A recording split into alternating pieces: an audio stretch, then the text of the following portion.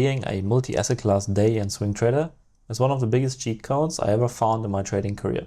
So if you look at my watch list here on the right, I trade the Forex majors, I trade some CFD commodities, I trade some indices, I trade some cryptos, and all of them with the same strategies. Because why not? If an asset is moving and it's trending, then I'm going to look for trades on that asset. The only requirement I have for an asset class is that it trades 24 hours, because a lot of my strategies, I hold stuff overnight. I don't want to have the gap risk. And also the way that I read the charts, it's just much smoother if I have 24-hour markets. So I don't trade stocks. However, the Nasdaq, I think, recently proposed 24-hour stock trading, and when that happens, I will certainly be adding a couple of mega caps to my list here. Stuff like Apple, Amazon, Tesla, Nvidia, and so on. And the reason why I think it makes a lot of sense to scan a bigger basket of instruments is A, we have a lot more opportunity. B, sometimes a whole asset class is dead while another asset class is trending. So I can always pick the best market conditions for my strategy. And I trade trend following strategies. So I always want markets to be trending, obviously. So I look for the markets on the right here that are trendy right now, and I discard the ones that are ranging or are overextended and mean reversing. So we can choose the best market conditions. See, it kills FOMO for me, at least, because I know there will always be another trade. I have more trades than I can focus on a regular basis. That means I have to have a good filter process. When I make my watch list in the morning, I have to have a very good filtering process to only look for the best setups and then focus on the best 1, 2, 3 setups. So I don't spread myself too thin. So this is where the art of trading comes in, and the experience.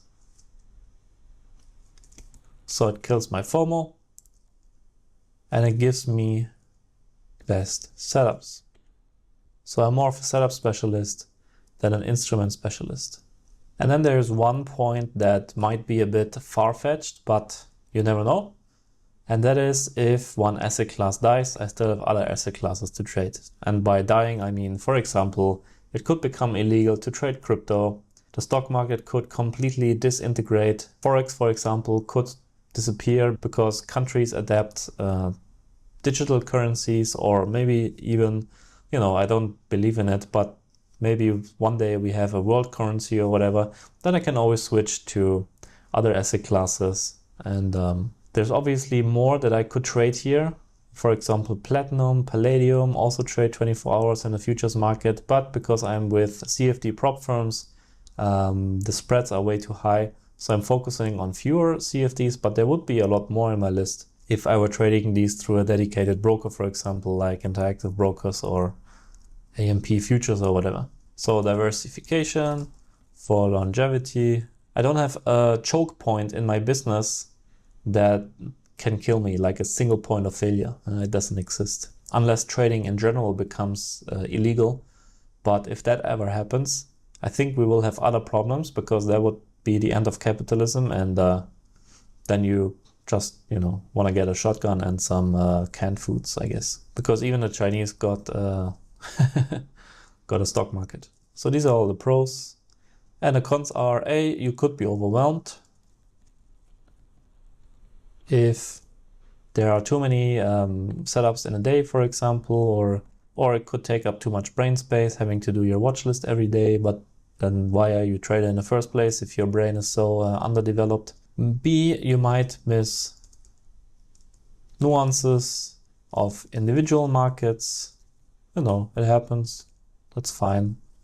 If you track all your trades and you notice that in one asset class or in one market you are constantly losing money, if your sample size is big enough, you can simply cut out that market. But so far I haven't really encountered that. Like the overall asset classes, Forex, CFDs, and cryptos. Now, so these are the only two cons. And then here there's another pro, obviously, which is more profits. So you might have a scalping strategy where obviously it doesn't make sense to look at multiple markets. But if you have a strategy like me where, you build your watch list in the morning, you set your alarms, you wait for price to come to your levels, then you go to the lower time frames to, time your trades. I think having an approach like this makes a lot of sense instead of simply saying, oh, I'm trading 5 Forex pairs and then I have 1 trade per month. And it is, of course, also a function of how many trades your strategy gives per month per instrument. For me, I would have 2 or 3 trades per instrument per year on average. So here I have around 50 instruments. That gives me around 100 to 150 trades per year, and that is usually the ballpark where I'm in. So we will pick one trade from each asset class now that happened recently. On the Forex front, it was the GBP Swissy that I entered up here with quite a tight stop, 6 pips roughly. I always add some spread and I trail on the 1 hour chart, as I said. So still running here with 15R. That was Forex. On the CFD commodities, we had silver, and the silver entry was down here. Yeah, down here. And I also trailed this one on the 1 hour chart all the way up here to 15R.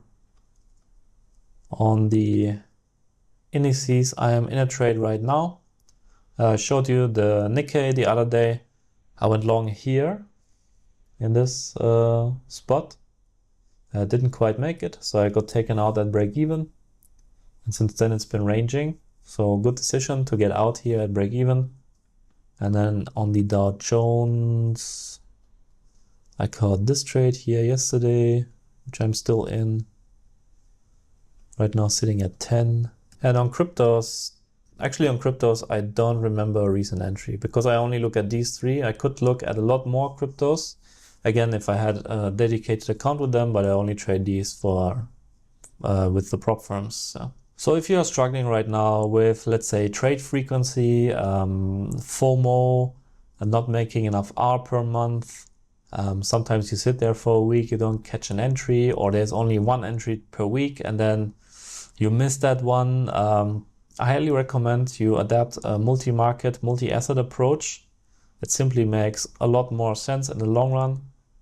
Slowly add more markets to your watch list and then develop a process to filter out the best setups for the day.